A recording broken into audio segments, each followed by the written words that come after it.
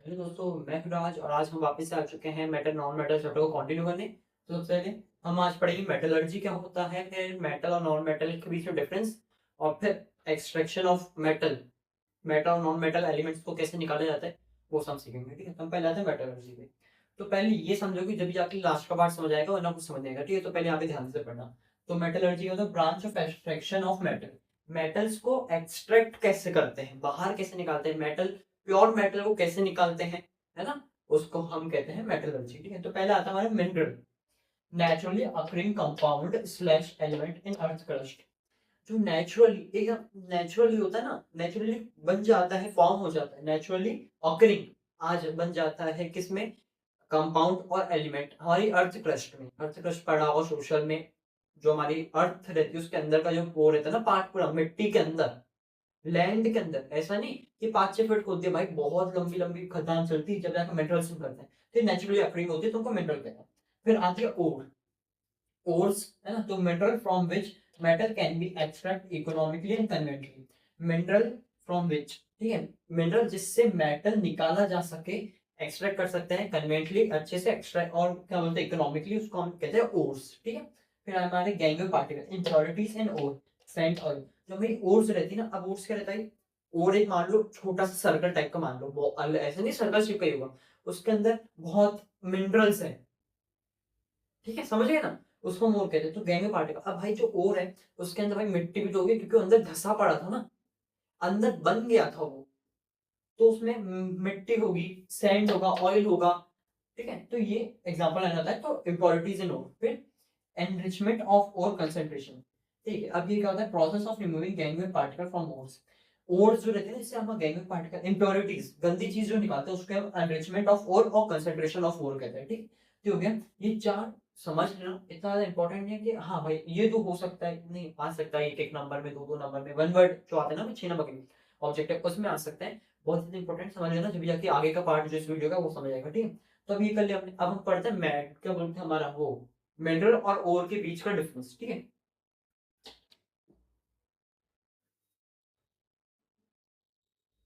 तो वही हम आगे किस पे, मिनरल और ओर के बीच का डिफरेंस। ऑल मिनरल और मिनरल्स आर नॉट ओर। जितने भी मिनरल रहते हैं ना, सारे मिनरल ऐसा नहीं है कि ओर होंगे, all mineral are not ore, all ore are mineral. जितने भी ओर्स रहती है वो मिनरल होती ही है। ये मे और मे नॉट कंटेन मेटल। जो मिनरल है वो शायद से कंटेन कर मेटल को कंटेन कर सकता है, मे मतलब कंटेन कर सकता है, मे नॉट, और मे नॉट मतलब नहीं कर सकता, कर भी सकता है। कुछ ऐसा नहीं है कि करेगा या फिर नहीं करेगा, 50-50 है दोनों। कंटेन मेटल, इसमें और सिर्फ मेटल ही कंटेन करते हैं। ठीक है, फिर इसका एग्जांपल हो गया सॉल्ट, क्ले, मार्बल एक्सेट्रा।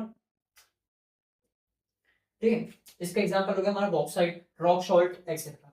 अब भाई देखो ये तो 3 3 पॉइंट हो गए। अब अगर मान लो ये 4 नंबर का गया, तो भाई मैंने इसके अभी पिछली जो पार्ट था उस मतलब इसी पार्ट में जो वो पहले इसी के पहले रब करने के पहले मैंने मिनरल और ओर की डेफिनेशन बताई थी, वो लिख देना। सबसे पहले वो ही लिख देना फर्स्ट में, सेकंड में फिर ये सब लिखना चालू कर देना आराम से। अगर 4 नंबर का आएगा नहीं, वैसे 2 नंबर या फिर 3 नंबर का ही आएगा, तो लिख देना, बस बात खत्म। ठीक है, और अगर आ जाए तो डेफिनेशन लिख देना ऊपर, डेफिनेशन तो याद करनी पड़ेगी ना।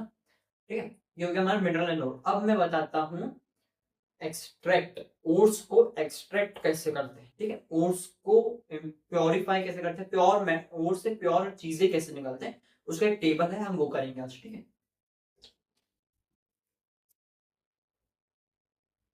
तो भाई अब मैं बता देता हूँ ओर, कंसंट्रेशन ऑफ ओर। मैंने अभी सबसे पहले ही इस वीडियो को स्टार्ट करने से पहले बताया था क्या, concentration of ore, enrichment of ore क्या रहता है, इंप्योरिटीज को हटाते हैं। ठीक है, प्रोसेस से।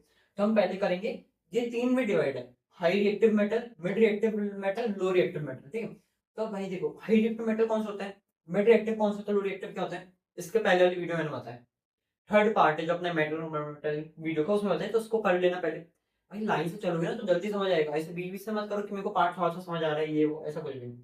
तो हम पहले करते हैं मिड हाई रिएक्टिव एलिमेंट, उससे चालू करते हैं। हाई रिएक्टिव मेटल क्या होता है, सोडियम, पोटेशियम, है ना, तो उसमें कहते हैं इलेक्ट्रोलाइसिस। इलेक्ट्रोलाइसिस क्या होता है भैया, इसके पहले जो मैंने और चैप्टर पढ़ा है उसमें बताया है, पर मैं इस वीडियो में नहीं करूंगा, अगले वीडियो में मैं आपको इलेक्ट्रोलाइसिस प्रोसेस भी उसका डायग्राम के थ्रू आपको समझा दूंगा। ठीक है, इलेक्ट्रोलाइसिस ओके। फिर आगे हमारा प्योर मेटल, इलेक्ट्रोलाइसिस करा, प्योर मेटल आ गया, ओके कोई दिक्कत नहीं। भाई बताया था ना, बीकर में सॉल्यूशन ले लिया, एक जगह कटायन एक जगह आयन, है ना, वही होता है मेरा इलेक्ट्रोलाइसिस, प्योर मेटल आ जाता है, ठीक है। फिर आया हमारे कौन से, मिड रिएक्टिव। मिड रिएक्टिव में होता है दो टाइप से। मिड रिएक्टिव को आप कार्बोनेट ओर से कर सकते हैं, फिर सल्फाइड ओर। जो मिड रिएक्टिव रहते हैं ना, वो कार्बोनेट ओर में पाए जाते हैं या फिर सल्फाइड ओर, इन दोनों में से किसी एक चीज में पाए जाते हैं, ठीक है। दोनों में मतलब पाए जाते हैं, कोई एक चीज नहीं है, दोनों में आ सकते हैं। तो कैल्सिनेशन एक ही प्रोसेस है, और फिर आता है हमारा रोस्टिंग। भाई मैंने बता दूं पूरा, फिर मैं आपको बताता हूँ कैल्सिनेशन रोस्टिंग। कैल्सिनेशन और रोस्टिंग, जैसे आप अगर कार्बोनेट हो रहे हैं तो कैल्सिनेशन करोगे, सल्फाइड हो रहे हैं तो रोस्टिंग करोगे। जैसे ही कर दिया तो फिर बन जाता है हमारा oxide of metal. Oxide of metal से रिडक्शन ऑफ मेटल आ जाता है, तो मेटल हो जाता है, ठीक है। तो कैल्सिनेशन ऑफ और रोस्टिंग ऑफ क्या रहता है, वो मैं आपको बताता हूँ। रोस्टिंग क्या रहता है ना, हीट हीट करना, एलिमेंट को हीट करना in the presence of oxygen, कहलाती है मेरी रोस्टिंग, ठीक है। और कैल्सिनेशन क्या होता है, heat in giving heat to the element in the absence of oxygen होता है हमारा कैल्सिनेशन, ठीक है। ये हो गया। फिर हमारे लो रिएक्टिव पे, लो रिएक्टिव कौन से हो गए, mercury, silver, gold. Mid reactive हो गया हमारा एल्यूमिनियम, जिंक, ठीक है। तो लो रिएक्टिव से सल्फाइड ओर में पाई जाती है, याद रखो। तो सल्फाइड ओर, फिर रोस्टिंग कर दी, सेम टू सेम रोस्टिंग कर दी, यहाँ पे ऑक्साइड ऑफ मेटल आया, यहाँ पे सीधा मेटल आ जाएगा, कोई दिक्कत नहीं, यहाँ पे ऑक्साइड ऑक्साइड कुछ नहीं आएगा। सल्फाइड ओर है, इसमें भी रोस्टिंग, हीट कर देंगे इसको in the presence of oxygen, तो हमारा मेटल हो जाएगा, ठीक है। रोस्टिंग हो जाएगी, रोस्टिंग हमारी heat in the presence of oxygen, heat in the absence of oxygen कौन सी होती है, कैल्सिनेशन, ठीक है। ये हो गया हमारा यही वीडियो खत्म। अब हम अगले वीडियो में कवर करेंगे हमारी क्या, अलॉय क्या होते हैं, कोरोजन क्या होता है, रेंसिडिटी क्या होती है। मैंने पहले कोरोजन रेंसिडिटी पहले पढ़ा रखा है, तो इस वीडियो में है टॉपिक, तो इस बार इसमें भी कवर करेंगे अपन, ठीक है। और इन सब की रिएक्शंस इसी टेबल की वो हम पढ़ेंगे, ठीक है। तो आज की वीडियो में इतना ही। अगर वीडियो अच्छी लगी हो तो लाइक करके जाना, कमेंट करके जाना, सब्सक्राइब करके जाना। थैंक यू, सपोर्ट बनाए रखना, थैंक यू।